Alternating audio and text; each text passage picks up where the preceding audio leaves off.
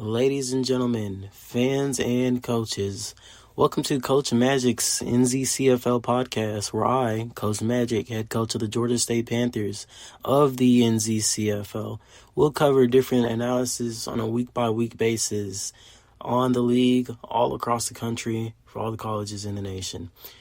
I'm laughing because I don't have a script. Basically, this is going to be something I just do off the top of my head. We're going to work it through. Ladies and gentlemen, a brand new season is getting started. We're in the 2061 preseason currently. Just before week one, we're getting started. And what I wanted to do, just to start off, since it's a brand new season, just to get into the swing of things, is do a conference analysis, as well as look at different things. I know Circle, one of the coaches, he coaches Delaware, which is a team I'm actually going to talk about soon. Recently posted a talent ranking and team comparison sheet, so we're looking at this as well. Just a few resources throughout both the Discord and the actual league file itself. We'll be just checking in every week to see what there is, interesting storylines, what there is, games to look out for, predictions, and of course the recap of the previous week. And I do want to start by giving some predictions today, by looking at different conferences. We're going to ABC order just because I figured that would be a good way to start. Starting here with the American Athletic Conference, the AAC, split between the North and the South. This conference, just straight out the bat, Central Florida is the team to watch out for. AAC South, I believe they won the conference last year, I want to say, as I'm pulling this up right now. Going down to the ACC, they were 12-1. 12-1 on the season. Really good team. This year, really good team. Last year, Central Florida they're a team that you really have to watch out for. They always seem to be perennially just good. Top in the talent rankings as well. Number 6 on Circle's talent rankings, UCF with an offensive ranking of 86.21, defense of 82.59, talent in general 84.22.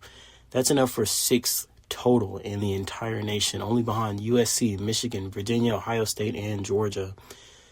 The Knights, they're a team that I personally know how good they are. I did many a sim with my Georgia State team against Central Florida, and Jack has done an amazing job. I've seen him all up and down recruiting sheets. I've seen him up and down the win column for sure. I did very many sims like them because when I was leaving the Sun Belt, one of the conferences and even divisions that I was considering was the AAC South, and Central runs the AAC South. His only other major competition, was Poke, just because they're the only two coaches in that division. And it cannot be understated how really important it is for somebody to have a coach. A good team, Rutgers, a good team to take, for example. The Scarlet Knights are a team that didn't have a coach for long. Just got a new coach, and they were already looking better, I got in some new recruits, moving up in the talent scale for the most part. I know the MAC is still very, very hard. They're in a very tough division with Syracuse and Buffalo to compete with. But Rutgers is a team that really just shows that you can never go wrong with having a coach, especially if that coach is doing something. Now, if that coach isn't doing anything at all, you might as well just have an AI team. They basically do the same thing. Get filled in with cuts, get filled in with new players. Probably going to have a lot of kickers and punters on the roster. That was something that happened when I came into GSU. We've not had a coach since Splatt departed again. And a lot of kickers and punters on the roster. And that's something that happens every year. You get filled in with a lot of random players when you don't fill up all your roster spots. That's something that you have to watch out for. Central Florida and SMU. I love calling them SMU because I always sound it out. It sounds like small. That's a Chevelle song. SMU and Central Florida are two teams that they fill out their rosters, and it shows because, especially on Central Florida's in 12-1 last season, you can't really go wrong with that. Looking at Jake, let's go to his roster. I'm sorry, not his roster. Let's go to his coaching stat right here. Down on the stat sheet, Jack, for the longest time, has been doing really good at Central Florida. He's been their coach since 2048. In that time, multiple conference championships, multiple bowl wins, multiple quarterfinals losses. But hey, how many times do we make the quarterfinals on a day-to-day basis? Division champions even. Last year, however, won the bowl. Did not win the division. Is that weird? No, he won the division. Why isn't that updated? But he did win his bowl. He won bowls in the previous year. He's been a multi-digit win coach for the very long time. His last time even coming close to having less than 10 wins was 2058, where he was exactly 10-3. Jack is one of those guys where you can expect consistency, especially in his conference. Now, maybe that's something to expect, but some people are content with where they are, so you can never downplay a coach for the conference that they play in. And obviously, this is Central Florida's conference to lose. However, that's not to say they are going without competition. On the other side of the spectrum, in the north of the AAC, lies both Georgetown and Delaware. The Fighting Blue Hens, coached by Circle himself, 12-2 last year. And then the year before that, they made the playoffs, beating Georgia even in the playoffs, if I remember correctly. So this is a team that since coming into the league, since coming into the NZCFL, they've been putting up a spark for the longest time. And now, this might be a down year from what I'm seeing compared to last year. 12-2 is hard to top. And not only is it hard to top, being your division champion, but this team doesn't have a single roster linebacker on the team. Now, not to say linebackers are the most important position, but you can see where the tackling comes into play, because linebackers do take tackling into account a lot. They are ranked 18th on the sheet, though. It's a 26-point jump from their in-game ranking. Talent-wise, 81.73, not too shabby. Top 20, not too shabby whatsoever, in a league that has 120 teams. Delaware is one of those teams where you think they're going to be, probably hurt by the fact that they don't have linebackers. I don't see it. I don't see it at all. I think Delaware, one of those teams where, hey, you can win a lot in the conference that you play in, and then you schedule your OOCs. You schedule your OOCs very lightly, very medium. You don't schedule the USCs and the Michigans. You can get some wins. You can get a lot of wins stacked up. And outside of that LB spot where they don't have anybody rostered, they do still have studs everywhere. You're led by Nolan Mahoney, 54 overall quarterback in his senior year. You're led by wide receiver Jamar Gibson and Tristan Brace and James Hatfield, all of them over 50 overall, 50 or better. Your O-line, very solid, 50s and high 40s. That's something that wins games, I'm telling you.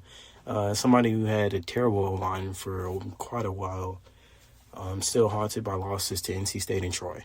So being good on the offense and defensive line does really well. Speaking of defensive line, Delaware is decent on the defensive line.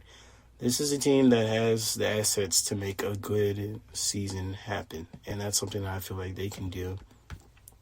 Another team that's going to be in direct competition with them, Georgetown. Ryan last year led this team to 11 wins. That was something pretty interesting, pretty great for this team to have just came in and not been great for the longest. Georgetown went from 3-9 to 11-2 in 1 year. And that is a turnaround. That is a turnaround, if you can say turnaround. That right there is a turnaround, because this team, somebody was really looking out for this team during the sim. They made it happen. They clicked on all cylinders right when they needed to. Now, unfortunately, they weren't the best team in their conference, and it's just because you have two powerhouses in Central Florida and Delaware to contend with. But You're close to Delaware, and if you can beat Delaware, you can contend with Central Florida, is what I'm thinking. This team, led by Terrence Thompson. This sucks. Why did I do this with no script?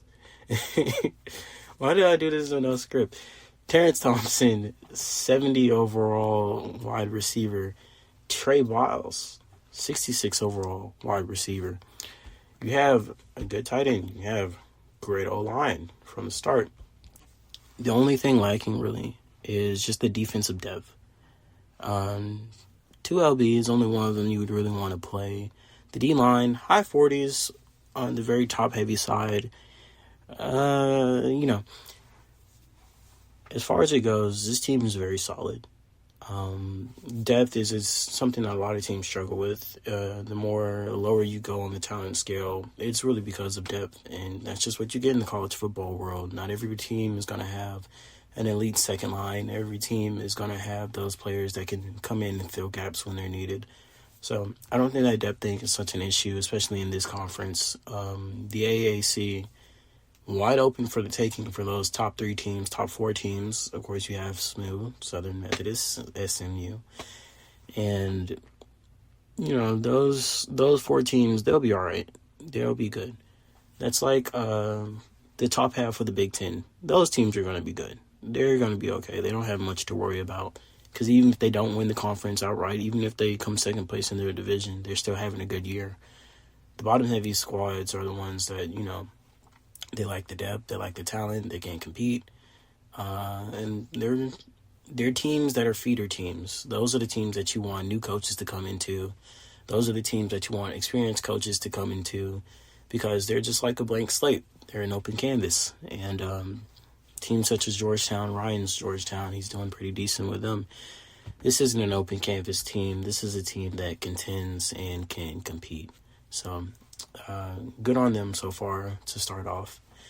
My predictions for the AAC, I believe Delaware and Central Florida. Central Florida and then a toss-up between Delaware and Georgetown. Because if it's anything like last year, there was 2 really good teams going head-to-head battling out. Forgive me, I don't think it showed up on the sheet. I was looking for Delaware and Georgetown last year. I couldn't find it. I can't go back and search for that right now, actually, in scores and see if I can find that. But 2 teams head-to-head battling, iron sharpens iron, steel sharpens steel. That's what you get from Delaware and Georgetown. These 2 teams are going to be very competitive. These 2 teams, they're going to be, at each other's throats to see who will win that Northern Division, and whoever does, I expect them to face Central Florida. Now, as far as the winner of that game, it can go either way, but I expect them to face Central Florida and to do pretty well. 2 teams coming off bowl appearances, high bowl appearances too. Tier 2 bowl appearances, if I recall, because I know Georgetown won theirs, and Delaware, I'm pretty sure, lost to Alabama. Tier 2, I want to say. Tier 1 or Tier 2. But 2 really good teams that are doing pretty decent for themselves. I predict that'll be a game to watch this season when it happens. Now, that was enough for the AAC. My conference outlook for them so far, top-heavy, bottom teams kind of lacking. Now we're going to move on to the ACC, the Atlantic Coast Conference, where you have heavy hitters and Georgia Techs. As much as it hurts me to say, Georgia Tech has not been done too kind in the past, and especially from my Sims that I was watching, they are probably going to be dead last in the ACC this year. Shocking? Probably not, but, me being a Georgian peach, Georgia boy, it kind of hurts. But they actually do face me this year, so hey, if they want to give me a free win, I'll take it. That's something I've been trying to push for as a rivalry for the longest. GT and GSU, Week 8, Battle for Atlanta. And now with me being in a SEC with Georgia, and I'm pretty sure the 3 of us will be playing each other now, kind of like what Florida State, Florida, Miami, or Utah State, BYU do. So, hey, maybe that can be a round-robin rivalry. I would love to see it, but outside of Georgia Tech, some teams were doing pretty decent in this conference. Of course, you have Navy, Virginia, Army, Notre Dame. I mean, heavy hitters and powerhouses. Even teams such as Duke can hold their own with the best of them, and that played dividend as Duke had a pretty decent year last year. Navy outright and Virginia outright are going to be the best two teams in the Coastal Division of the ACC. I don't think that's anything that's up for debate. You have Virginia, who is currently on Circle's sheet, ranked number 3, actually in game ranked number 1 as far as it goes. And then you have Navy on Circle sheet number 8, ranked in game number 4. Two teams that you cannot deny will have good seasons this year. You can expect maybe even 11-win seasons, 10-win seasons, maybe a perfect season for one of those, for two of those, because they do pretty decent. In the semi I was doing earlier, where you face every team once, Navy actually ended up winning that championship, I believe. And Virginia, in the conference-only sim, was number 1 in the ACC for the longest time. These are two teams that you can expect to be really, really good. And looking at their roster, not even looking at the games that they play, just looking at their roster, it just shows you enough. Navy, the quarterback room that everybody dreams of. Isaac Gardner, 91 overall. He's only 21. King Legend II, 70. And he just got added to the team. He's an incoming freshman, incoming rookie. I mean, what can you expect? Not only do they have the best quarterback in the country, it seems as, they have their quarterback of the future as well. So they're doing very good with their recruiting. Their running backs, 50s at the top too. Their wide receivers, 50s all the way down up until the bottom two, which are 48 and 47. Brendan Washington and Zach Allison. Those two still very decent wide receivers that a team would love to have. Their O-line, pretty okay. D-line, great. I mean, what can you expect from the midshipmen? This is a team that's going to do some damage this year. And looking at their schedule, they have games against Indiana. They're favored by 20.5. That's the spread. They have games against Northwestern. Now, that will be a good game. Northwestern, pretty good. I was scared of them last year when we got matched up for them in our bowl before we got moved up to Tier 1. Northwestern kicked us. I mean, kicked us like a southern mule. Down the line, up and down the field, every sim I did.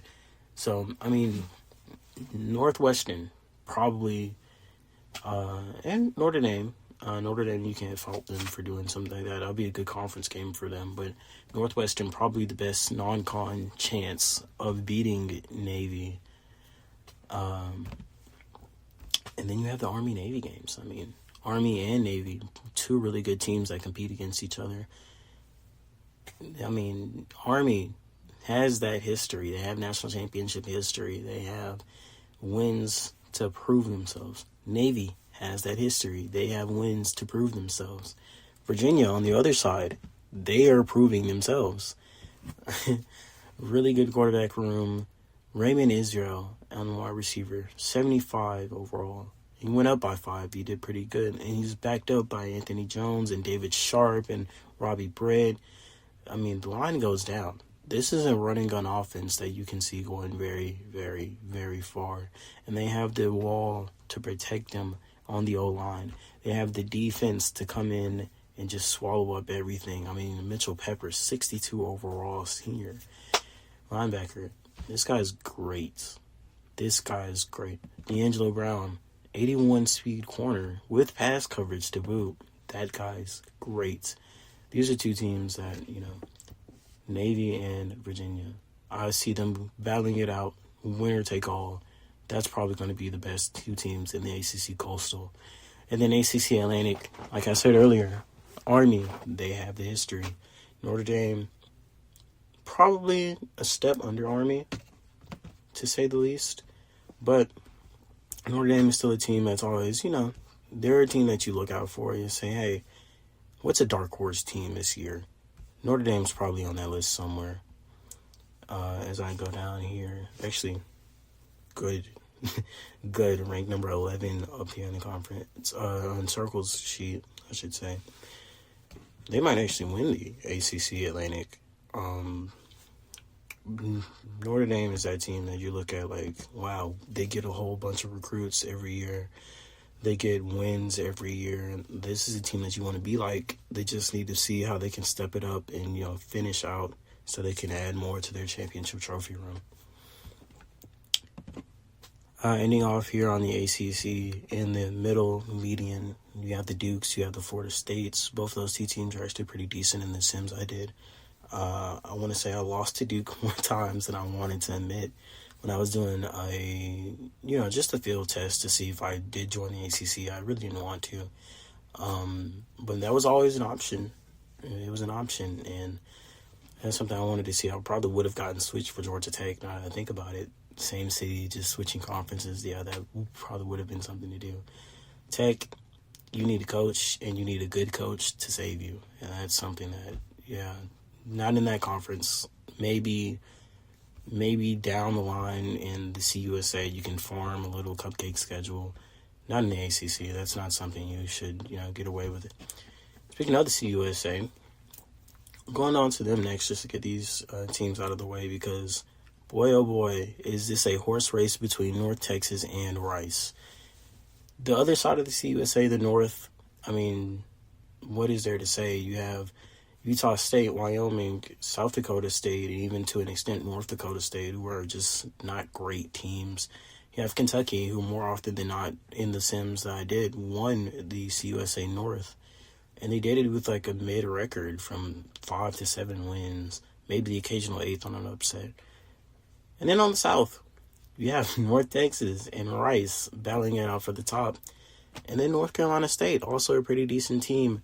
NC State last year, 9-4. They beat me, which I maintain probably kept me where I was at the end. Them and Texas were my only 2 losses. And this year, they just seem to get a little better. As far as on the offensive side did, the quarterbacks went up, running backs went up. A lot of people are going to go up. That's business. AJ Paris is their highest rated wide receiver at 65, and then he's backed up with 56 and 55s. So, not too shabby, not too bad. This is a team, though, that does need an O-line. 39s and 38s on the front line, probably not the best to do. That's something I struggle with, so I know they're going to struggle with it. But the Wolfpack's D-line is where they really shine when it comes to that team's frontmen. This NC State team, I believe, can make a small splash. But you're in a hard-to-win division when you have teams such as Rice to compete with. When I was doing my sim, 119 games, no injuries, auto lineups, and only facing conference's opponents, the Rice Owls went insane in the CUSA.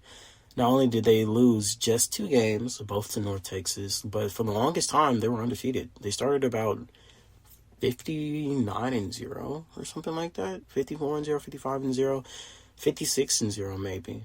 They did not lose a single conference game for the longest. That 56 games in a row is a long time to win. On the opposite side of that was, of course, Georgia Tech. They took forever to win it.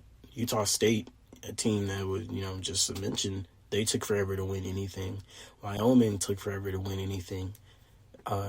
These very low CUSA teams are just not anywhere in competition. Even if they get upset after upset, the line ends somewhere. I think the line ends with Rice and North Texas. These two teams, North Texas actually beating Rice last year. Of course, you get a refresher every year. It's a new year.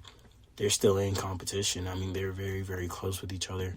Rice up here at number 7 on Circle's sheet with a talent ranking of 84.03, I should say. And North Texas, number 24, with an 81.17. They actually did not move at all from in-game to here, so this is a pretty accurate reading for them.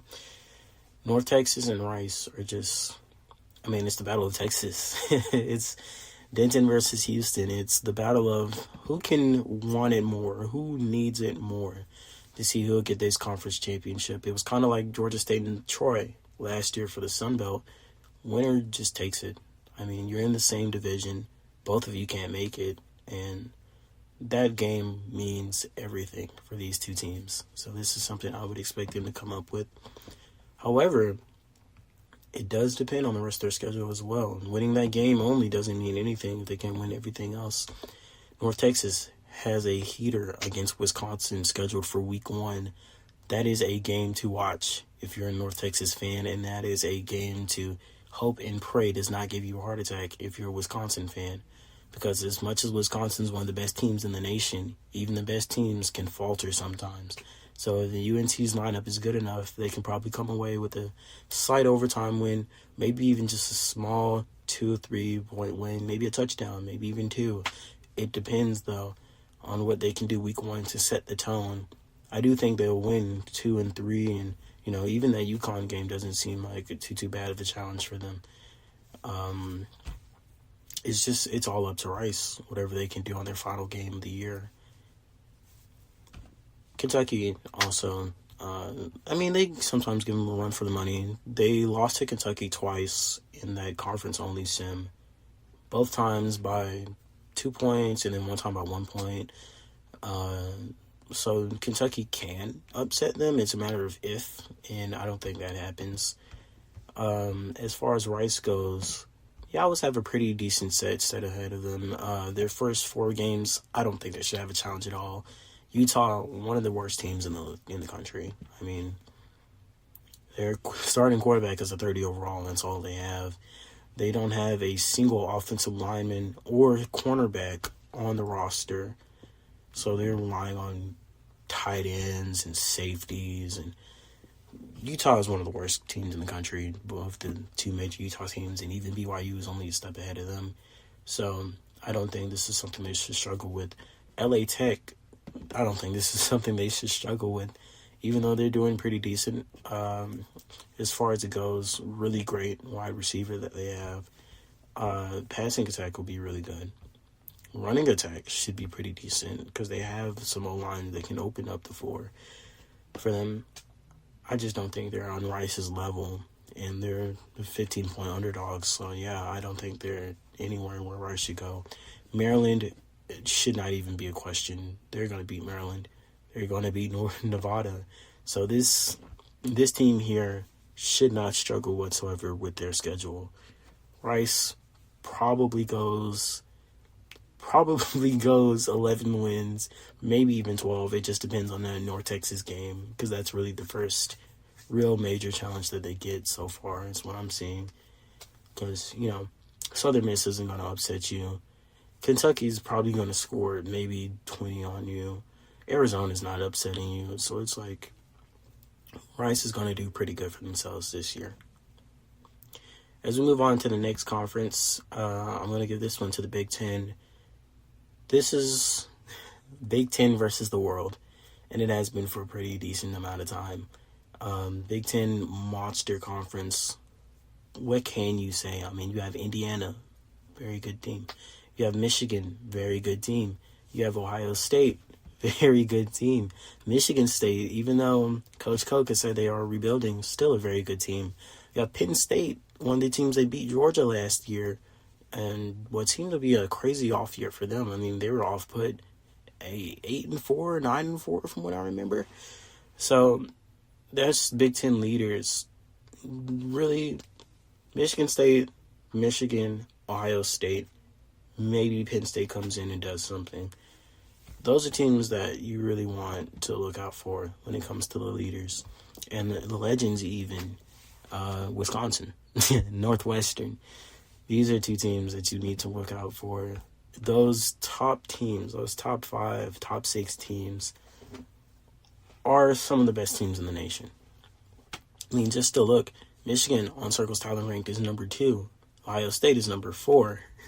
Going down a little bit longer, Michigan State, 13. Northwestern, 15. Wisconsin, 16. I mean, top 20, and there's already a whole bunch of teams up there. Illinois, 26, and they were actually doing pretty decent. They beat a lot of the teams that I looked at during that every team sim. So, just to put in perspective of how much better that the Big Ten is compared to a lot of the other conferences. When they were playing every other team, they had multiple teams, I believe 4 teams to win over 100 games, 100 or more games, whereas on average another conference would have 1, maybe 2. And when they were all facing each other in the conference-only games, no team scored over 100 wins. The highest was, I think, 98 from Michigan or something like that. So, in conference, this is a bloodbath. These are the teams that are going to beat the top teams. Out of conference, these are the teams that are going to be the top teams. And a really big part of that is just how well they've been able to recruit, how well their name is said, how well this conference has been able to keep up prestige for itself, with teams such as Michigan and Michigan State and Ohio State and Wisconsin even being really, really good. Looking at this, though, conference championship, I believe, will be Wisconsin and Ohio State. Just for the main factor that Ohio State has to run through Michigan. They have to run through Michigan State. Those are things that they did pretty often when I looked at the conference-only sim. They were one of the better teams. They're probably going to beat Alaska Anchorage. They are going to beat Miami.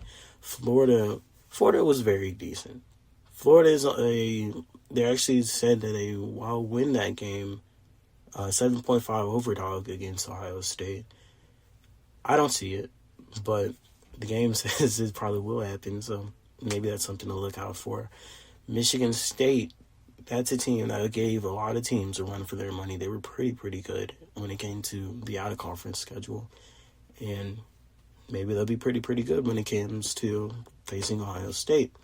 Mizzou, that's not a team to worry about. I mean, Ohio State can't beat Mizzou. Virginia is going to give them a game. That is going to be a good game to watch out. Raymond Israel and Goldman Sachs going up against this team, this Ohio State team, which, I mean, that's a wide receiver core that you would love to have. I mean, that is probably one of the better wide receiver cores in the nation. You have really good offensive linemen to back that up. Even a quarterback that's just decent, 50 overall, Josh Hufanga. Even a quarterback that's just decent, I mean, what can you expect? You have a team like this around you, you're doing very good for yourself. You have a defense like this around you, you're doing very good for yourself. And that just pays dividends to being in the Big Ten. You know, if you're at the top, you're great. If you're at the bottom, there's nothing you can do about that. I mean, all the good teams are taking the wins, they're taking the recruits.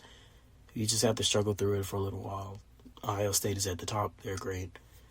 Wisconsin at the top, they're great. Michigan and Michigan State both at the top, they're great.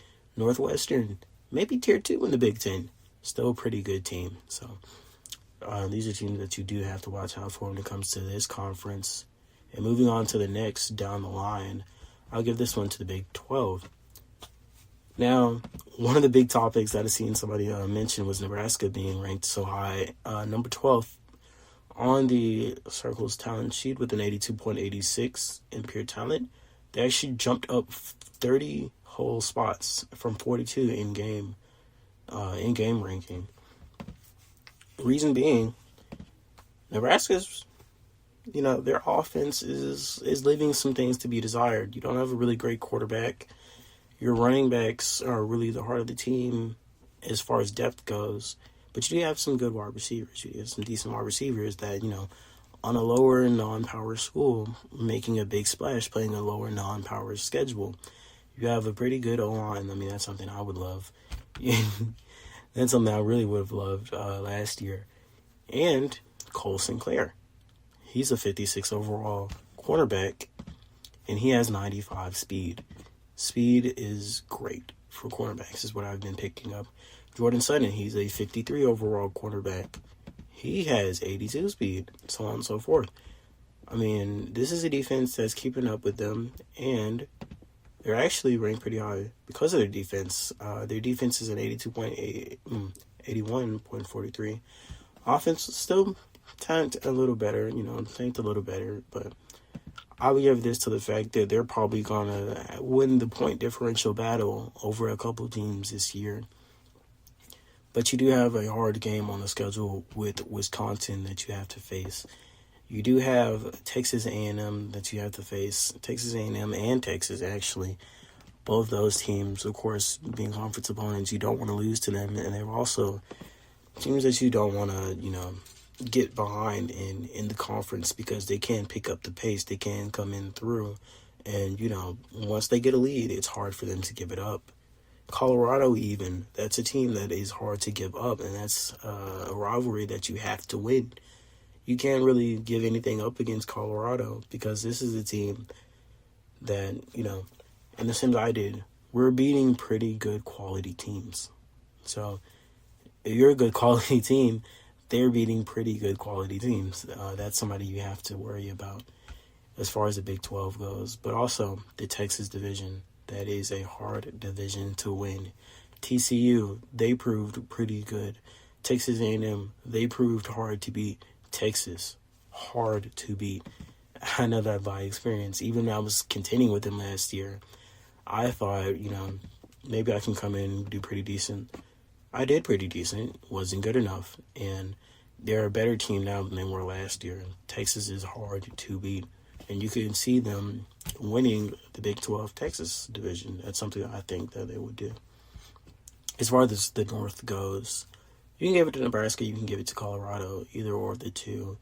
Iowa State had some pretty decent wins, but, they're iffy. The Cyclones are a team that you do have good quarterback play, you do have good wide receiver play.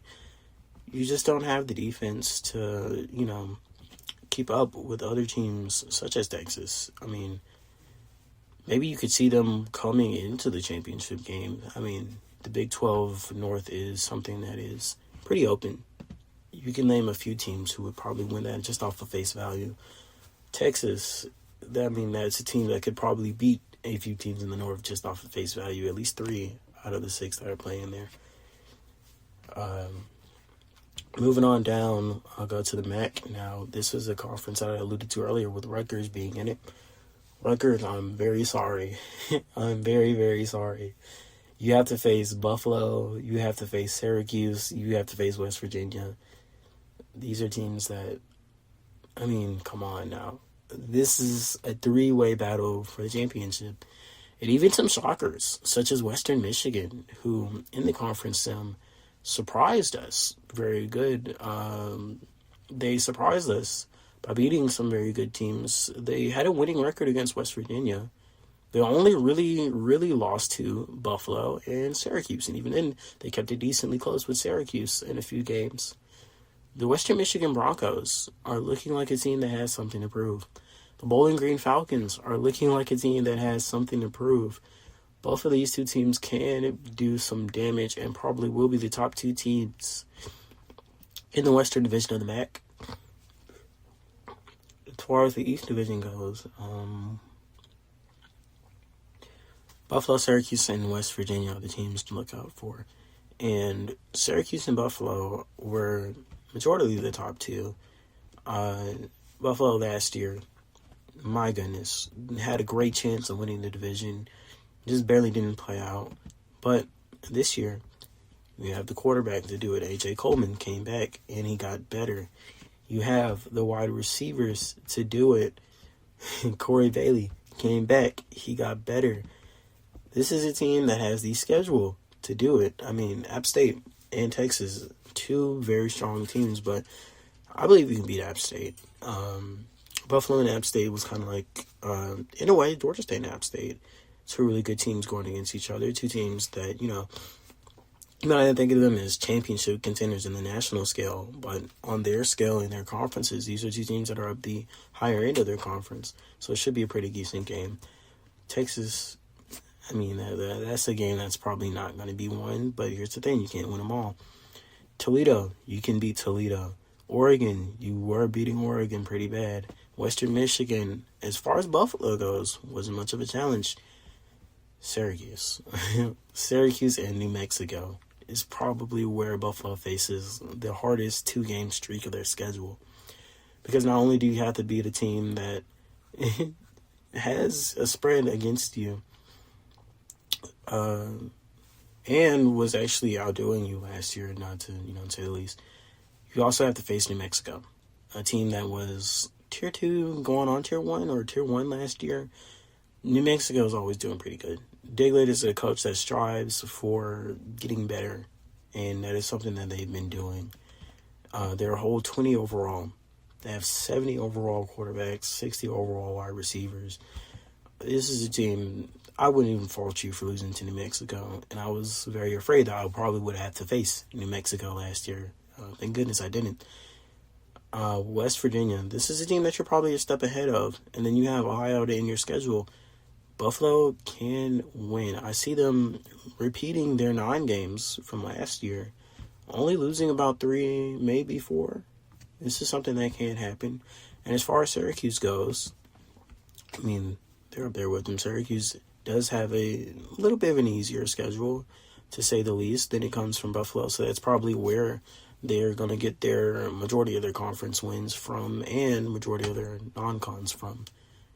So there is big competition for who wins the MAC East. I guarantee you Syracuse's schedule is coming into play. Moving on, we have the Pac-12 Conference. The University of Southern California. The University of California, Los Angeles. And then you have a big old gap after everybody else. Stanford is probably the next highest team up there. I mean, they're a team that you can expect to win 32 in the rankings with a 79.78. They're actually the highest ranked team below 80 on the talent scale. So there you go. I mean, that's a team that is good. And then you have USC and UCLA, who are really good. And they play in a division with 4 pretty mid to bad teams. Sorry to say Arizona State fans. Sorry to say SDSU fans. Sorry to say not SJSU, but Arizona fans. Just not good. Not great. And as far as the Pac-12 North goes, Stanford has some competition with Washington. Cal even gave me a little shock. They beat me in the conference I did. But I believe Stanford and Washington are going to be the top 2 teams to look out for when it comes to the Pac-12 North. Stanford probably wins that battle. Probably goes on to go into the conference championship game as well. On their schedule, they face teams like Wyoming. I mean, that's a game they can win. Of course, they're in conference games against Fresno and Nevada. That's a game they can win. Arizona State and Washington, that's games that they can win. Even Cal, that's a rivalry game. They're probably going to win the X this year. When it comes to teams like Michigan State, however, when it comes to teams like Washington, however, when it comes to teams like Minnesota, I think they can beat Minnesota. It's pretty much a toss-up between those two. But it depends. It really depends. Because you can either have a really good game against Minnesota, ride in, beat Washington, which is really where you get most of your momentum from the season. If you can beat them, it makes it very, very much easier to make that conference championship game. If you can somehow upset Michigan State, I mean, you're probably going to have to swallow a loss there. You're probably swallowing a loss to UCLA the very following week. You don't face USC at all in the season. You won't have the opportunity to face them up until conference championship week. So that makes it, 10 times easier to come into the conference championship game for the Pac-12 North, representing that side of the game. But I mean, swallowing up 2 to 3 losses this season, 2 losses you can take for sure. That third loss to Washington, that is something that you cannot afford, and Washington is pretty even with you, so that is something that you cannot afford whatsoever. And then you have big bad USC and UCLA on the opposite side of the Pac-12, the Pac-12 South. Let's be honest, USC is not losing a lot of games this year. They're ranked number 1 on the talent scale, 86.24 as far as circle goes. 7 in the game, plus 6 change, but I don't think that 7 is true to what they play, because USC is a team that easily can go undefeated. Beating Vanderbilt and Tennessee in back-to-back weeks should not be an issue. Beating Fresno State should not be an issue. Beating Baylor, that is something they can do. They can have a really good game against Baylor. They do that, they ride the rest of their conference schedule. They can beat Notre Dame. Rivalry game here, the Jules Shillelagh probably gets another Ruby Trojan head, not Emerald Shamrock, because out of some of the two best teams in the nation, USC is up there. Notre Dame up there. This is probably going to be the closest game they have this season beyond UCLA, who was also pretty decent and was also giving them a lot of trouble in those sims that they were doing. But besides the occasional loss to UCLA, they pretty much handled the entire conference. And if they can handle their entire conference, I'm sure the only real struggle they'll have will be against Notre Dame. So that prediction, you can put that on there as USC versus Stanford in the Pac-12 Conference Championship game. I predict something high for them. And as far as the rest of the Pac-12 South, not that much good. I'd say composition-wise, the Pac-12 North is probably the stronger division, just based on the fact that they have a little better teams. But when it comes to strength, pure strength by itself, on a team-by-team basis, pound per pound, the Trojans kind of pull that ahead by themselves. So, that's something to look out for. Then we have the SEC, a team that just switched conference members, of course. GSU comes in, replacing UAB. They'll be in the SEC West for this season.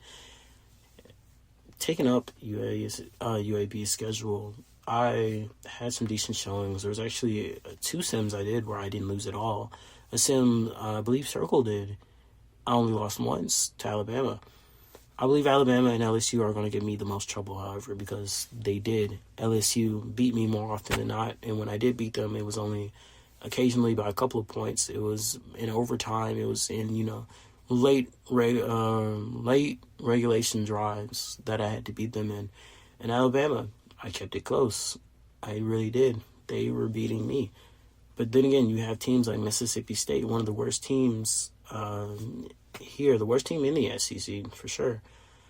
When we were doing the conference only, they were 1 in 70-something at one point. Like, they were doing pretty bad. If I remember correctly, I know they had a very bad schedule. Outside of the conference, though, they did pretty decent. I mean, don't get me wrong, they're still an SEC team. They're just not nearly what you want to be for an SEC team, and they're playing in a division that is akin to, a conference that is akin to Missouri being in the Big Ten. You can be as good as you want, but unless you're great, top of the nation great, you're not going to do a lot when it comes down to late in the season. Speaking of late in the season, Alabama and LSU, 2 teams are going to be doing a lot late in the season. Mississippi, a team that you can't expect to win a couple of games this year. I mean, they have some heaters for them. They go against Southern Miss week 1.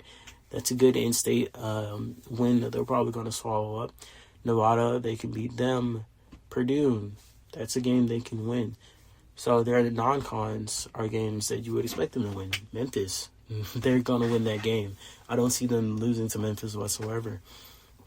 It's only because you have to face teams such as Georgia, who are hungrier than ever looking to bounce back from an awful year for them. It's only because you have to face teams such as LSU and Alabama and South Carolina that you're going to be struggling if you struggle within the conference. But outside of the conference, Mississippi is going to be okay. In the conference for the SEC East, however, you can expect Georgia to probably win this one again, with their biggest competition coming from both Florida and South Carolina. Florida, great team. Pretty good team. They have a good QB room and some good wide receivers to come in with that. Their running backs, they have a lot of depth. So somebody gets hurt, somebody steps up. And it's just how it is for them. Their O-line, pretty good depth. Pretty good. This is a team that you can't expect to win a lot of games. And the majority of that comes down to their schedule. But you can't even say they have a pretty easy schedule. They do face Michigan and Ohio State this year. They do face Alabama this year, obviously. Mizzou, they even have a legacy game against them. That's funny. South Carolina they face. Florida State they face, which is another pretty good team. Florida is number 27 when it comes to the talent scale with an 80.76. And then you have to face Florida State, who is 19, with an 81.57. So that's a rivalry game that you can expect to, probably sway in Florida State's favor. However, Florida does have the spread. It comes down to the lineups. It comes down to who's healthy, who's ready to play, who's having good games up until that point. That's a game that, can knock you down on the schedule, even if it's not in the conference, just because, hey, you cannot risk any loss when it comes to facing Georgia and South Carolina. And even Tennessee is not a team to swallow up and, fret off against. They can be a threat. You cannot scuff Tennessee. But I think Florida can. Florida can come through and win some games. And maybe that very last game against UGA, the world's largest outdoor cocktail party on rivalry week, it's probably a game that they're looking forward to all year, because that can make or break whether they do win the SEC East or not. It just depends on how well Georgia does. And Georgia, a team that usually does well. Their coach dog, he's a good recruiter. He's brought in really good players. They have Aaron Kimmel, 62 overall quarterback with accuracy. He's got power. He's got vision, which is something that a lot of quarterbacks sometimes lack, and that keeps them from being elite. He's got amazing vision. He's actually got more vision than accuracy. So, that's something you can watch out for. And he's got targets to hit. And if he isn't hitting those targets, they have Dwayne Holbrook, a running back that, he's great. I mean, last year he put up almost 900 yards. He put up 15 touchdowns and 171 touches. This is a guy, Holbrook is doing really, really good for himself. So, Georgia is a team that you can't expect to win a lot of games this year. And on their schedule, they face Tulsa, they face Oregon State, they face Georgia Tech. I mean, these are all OC teams that they should win against. I'd be very surprised if they lost any of them. I'd be surprised if they lost to Pitt, ACC team. That's something I don't expect them to do at all this year. The end of their conference schedule, though, is where it really leaks up for them, because they face back-to-back-to-back South Carolina, Tennessee, and Florida. So that's something to watch out for. They also don't face too many very strong Western teams besides Mississippi and LSU. Teams that I know LSU did. I'm not sure. I'm pretty sure they beat Mississippi last year. I might be getting that wrong. Mississippi might have been part of their 4 losses last year. So yeah, you cannot discount any team, especially now with Georgia having to bounce back as much as they did. Even if they did get better on the off season, they still have something to prove. Like, hey, we're still here. We're not going to go anywhere. The Bulldogs, I say they can win the SEC East. And the SEC West is a toss-up between Alabama, and between Louisiana State. The 2 states. I probably should have said Georgia State. When I reference Georgia, I also say Georgia State, Tech, Southern, because I'm here. It's normal to me, but I should specify Georgia State, Louisiana State, Alabama. Those are probably the teams that you look out for in the SEC West when it's all said and done. Moving down to the Mount West now, this is the teams, a conference with teams that are lower level. I mean, it's not the best. It's actually pretty bad teams that you see here. Without a doubt, though, however, I think New Mexico is going to win the conference. I mean, who is their competition? Who is their competition? You have New Mexico, who is actively vying for a playoff appearance spot, who's actually vying for Tier 1 bowls, Tier 2 bowls. And then you have teams like Utah, UNLV, Nevada, in their division in the South. And then in the North, Air Force, not great. Alaska Anchorage, below average, not great whatsoever. And that's something that comes up with the double-edged sword that is the Mount West for the New Mexico Lobos. You have teams that you can beat. You are going to have a good season more often than not, but is it worth it? Are they strong enough for you to keep playing Montana State, and and UNLV and San Jose State and Hawaii, are they worth playing, is what I'm saying. Because there are a lot of times where your OOCs are going to be stronger. The Alabamas, the Baylors, the Kentuckys even, which is crazy to think about. But Kentucky even is a team that probably would do very decent here when it comes down to the Mount West. And then all the way down, I mean, the last couple of games, you should beat both Nevada teams. You should beat Hawaii. New Mexico probably should lose maybe one game. Maybe one, and if they're unlucky, 2 to 3. But they're going to have a good season just because they're just so much better than the teams that they are playing against. That first game might be their only loss to Alabama, it would seem. So that is something that you look forward to. However, you cannot discount a good team because even if they do play in such a mid to low tier conference, they're still a team that can do really well. They're still a team that can beat you. They're 17th in the nation when it comes to that talent scale, 82.35, just under Wisconsin with an 82.5 even. I mean, 0.15 under Wisconsin is something that a team would want to be. 0.15 under one of the best teams in the nation that plays in one of the better conferences in the nation. Yeah, that's probably where you do want to be. And then we're actually ranked number 3 in game per power rankings. They actually fell down 14 spots, but even then, that's still top in the nation. So, New Mexico will have a pretty decent year this year. They will win their conference. I don't think that's something that you can doubt in your right mind, unless something goes wrong. Unless they get like a whole ton of injuries, unless the sim does them wrong, maybe their kicker misses, which even they shouldn't fall down onto the kicker because of the teams that you play. That's something that, New Mexico can get that. And then finally, the last conference we have up, the Sun Belt, my former home. I wanted to save the best for last. Thank you all, Fun Belt.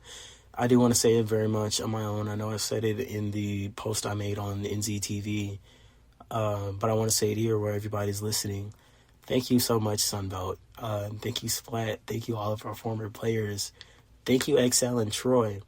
Thank you, App State. Austin and App State. Thank you to the players, like the teams like Grambling, who I'd always seem to win against. I believe they beat me twice in back-to-back years or something like that. Kansas State at one point was giving me trouble when I first came in with this team.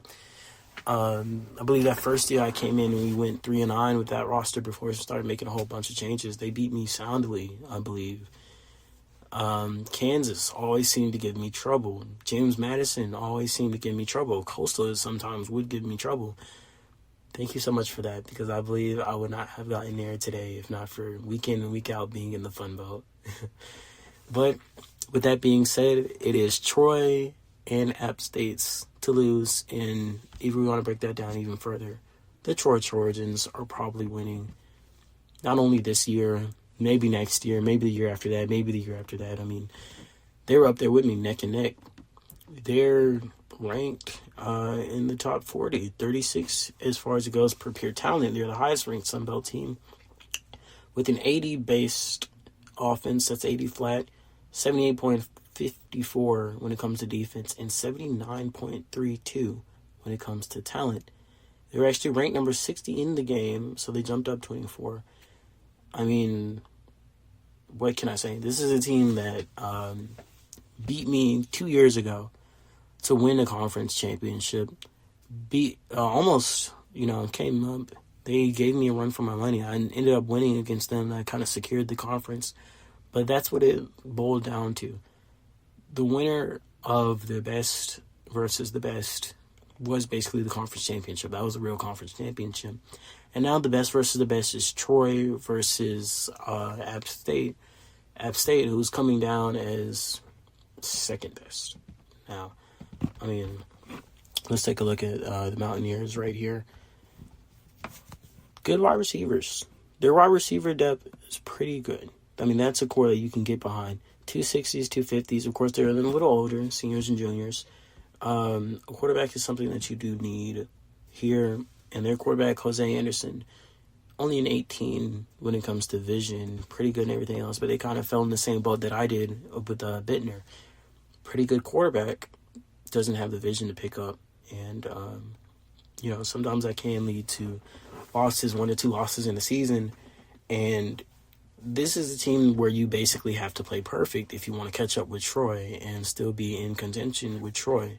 Because if you lose to them, you can only hope that they lose to other teams, and they don't lose to other teams often, especially not in the Sun Belt, where, it's that same thing as like being a team competing against New Mexico, beating a team competing against Southern California, being a team competing with Georgia, being a team competing with Michigan or Michigan State.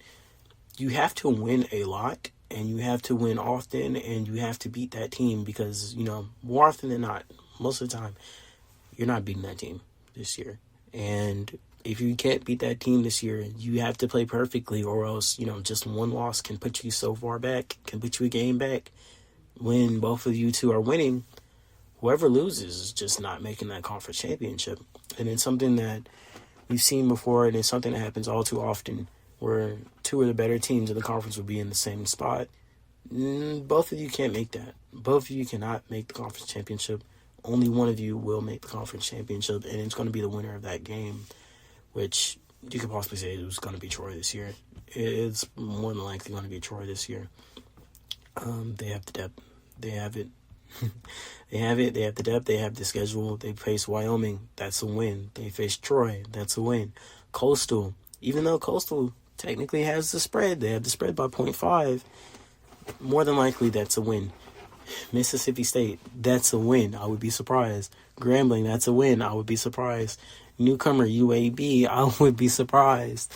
So, your greatest challenge is that final game of the season against App State, and by that point, this looks like a schedule that can lead you undefeated because App State has to go against Buffalo.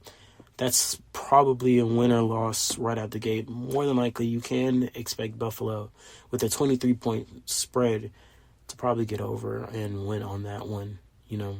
Could be a close game, but Buffalo probably is going to win, and if that is the loss that you take to open up the season, it really doesn't matter, and even teams like South Carolina and James Madison can get to you. Troy, at the end of the season, that's something that you either come into basically perfect. You're probably coming in there on a winning streak because you have Coastal and Marshall and Arkansas State to face up before you get to them.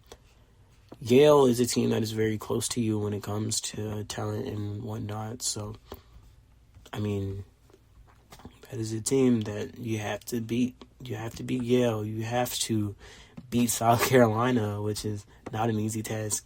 You have to beat Buffalo, which is not an easy task for a team. Mountaineers, I just don't think it's happening, not this year. But if you can beat Troy, maybe there's a will, maybe there's a way. So that concludes that conference evaluation for the outlook. Just to recap, I believe that the conference championship here will be Troy winning the Sun Belt, going against whoever from the Sun Belt West, because let's be honest, the Sun Belt West, historically and even throughout my time there, even now, probably one of the worst divisions in the NZCFL, just based on the teams that they do have. You can expect the winner of Kansas, Tulane to probably come up and face Troy, but even then, does winning that even, matter? You get to celebrate a division championship. You're not celebrating a conference championship because even if App State does make it in, App State is still pretty much better than those Western teams, so that's something up there. AAC, I expect the winner of Delaware and Georgetown to face Central Florida. CUSA, I expect the winner of Rice, North Texas, more than likely Rice, to face a team like Kentucky. MAC, I expect Buffalo to be that team to face either Western Michigan or Bowling Green, really, on Bowling Green side, because they did have a really good, shocking season last season. They do have a team that came in, replaced Western Kentucky, did very well for themselves. They have a coach who was doing very well for himself. I saw a lot of potential in him. And Western Michigan is Western Michigan. I mean, there's not much to say about that. Even though they are a dark horse in their conference and their division, I think Bowling Green's probably going to be Western Michigan. And if they do, they're going to face Buffalo or Syracuse or West Virginia, you know. But I think as far as the East goes, Buffalo, Syracuse, West Virginia is probably the top order, unless something happens, which I'm so sorry, Rhino, that luck that you have. You know, maybe you lose to App State and everything falls apart from there, or maybe you do what you're supposed to do and win the games that you're supposed to win and you end up winning the conference. You know, I don't think a repeat of last year is going to happen, but it's still going to be very, very interesting because Mount West Midnight action is always something to watch for. Mid-American, I mean. Speaking of Mount West, I was looking at Mount West, so I said that. New Mexico. Doesn't matter who's from the north that you face. New Mexico is probably going to win that thing again. It'll be good for them. SEC, IFA, either Georgia or Florida. More than likely Georgia will face Alabama, LSU, or Georgia State. Those are the three top teams in their conference in the West. And Auburn and Mississippi State, not teams that you can expect to do much of anything, really, especially not Mississippi State. Sad to say that those Bulldogs are not the Bulldogs to look out for. And Mississippi, middle of the pack. You can expect them a fourth place finish, more than likely. More than likely losing to LSU in the Magnolia Bowl. More than likely losing to Alabama. And then, you know, they can beat me. I wouldn't say it's something that they can do, because GSU, even just being a newer team, even if we were doing pretty decent for ourselves within the past year, even if, you know, the Sims say that we can do really good, because I saw Sims where I only lost once. I saw one Sim I didn't lose at all. That's not something I expect to happen. What I expect to happen, I probably lose to LSU. I probably lose to Alabama. I probably end up with 2 losses on the season before bowl season. And losing to either one of those teams means I'm out of the race for the West, so that's something I don't expect to happen. But I would not be shocked all the way if I did lose to Mississippi. However, that is a team that I believe I can beat. LSU and Alabama are teams I believe will be in that trifecta along with me to see who will face either Georgia or Florida, more than likely Georgia, for the SEC. And if Georgia is at full potential, like I think they will be, if they can beat South Carolina and Florida and Tennessee like I think they will, more than likely they're going to win the conference as well, because a strong Georgia is a scary Georgia, and Georgia is very strong this year, so very scary for all of us. Pac-12, USC, they're going to win their conference facing either Stanford or Washington. I say Stanford. I think Stanford can beat Washington. If they beat Washington, they have the division lead. They have the head-to-head. I believe Stanford's probably going to make the conference championship this year. I think USC is going to beat them if that does happen, because USC can't beat anybody. If there's this year where they go undefeated, it's here. And they really won't get their first strong, real test up until playoffs, where they have to face more than likely a Big 10 team that made it up there, where they'll have to face more than likely a Navy that made it up there, or a Virginia that made it up there. So they're probably not going to get their real big challenge at all up until maybe the first or second round of the playoffs. So USC is probably walking away with the Pac-12 in hand, just strolling away with the Pac-12 in hand. Big 12, Texas is going to be in the conference championship. I can say that. Texas, you really only have competition in A&M and TCU. Texas Tech even, pretty decent, pretty good. In all the sims I did, though, they couldn't pull out against Texas and get the win. Texas A&M and TCU were the only real teams that they lost to, I believe, looking back on that. And then down in the north, up in the north, I guess? Yeah, up in the north, you have the Nebraskas, you have Colorado, and then Iowa State probably comes in third. It's a switch between Iowa State and Oklahoma, really. But it's easier to say than it is to, actually be there when time comes. But I believe Texas will probably face the winner of either Nebraska, Colorado, or Iowa, Nebraska, Iowa State, Colorado. Just whoever comes out on top of that, obviously will be in the conference championship. As far as the Big Ten goes, it is a toss. You have 5 teams who are really good, who can win this conference. Anything set or goes. Northwestern Wisconsin is going to decide the Legends side of the conference championship game. There's no doubt about that. You have Mizzou and Iowa and Minnesota. The only other competition really is Illinois. And I believe the Fighting Illini probably aren't on the top level when it comes to facing Northwestern and Wisconsin. That being said, I believe Wisconsin more than likely comes out the winner of that. And then on the leaders, where it's much more congested, you have Michigan State, Michigan, and Ohio State. I say Ohio State can probably come out and win this. Michigan State, if it is such a rebuild year as Coke states, maybe they don't come out with the win. Ohio State, when I was doing the conference games, they were really, really good. Michigan, when I did their schedule, they lost to Wisconsin and Michigan State and Ohio State. And I believe Northwestern. I'm not sure. I believe they lost to every other team. I believe they were the 4th team to score 100 wins on that year. And I know they lost to Ohio State, Michigan State, and Wisconsin. They lost to all the other 100-win teams. So Michigan probably is not going to make that conference championship game just by virtue of losing to either Ohio State or Michigan State.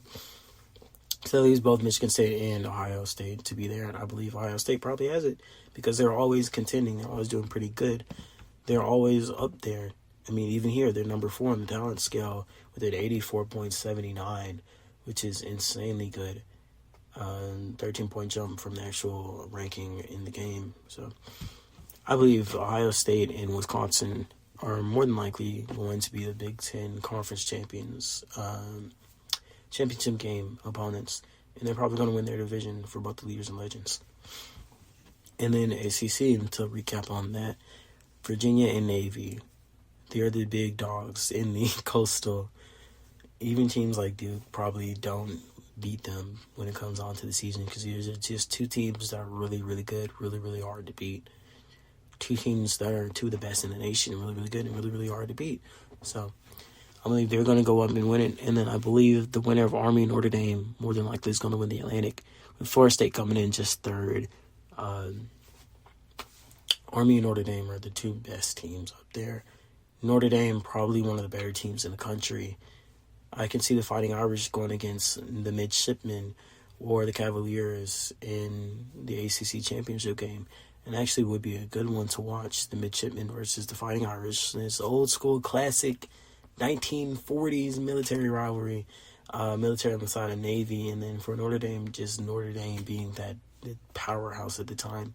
War history rivalry that they have against each other. That's probably something that they carry on into this year's conference championship game. So that'll about do it for this conference outlook as it comes up into. And really, I don't have any more topics to talk about up until week number 1.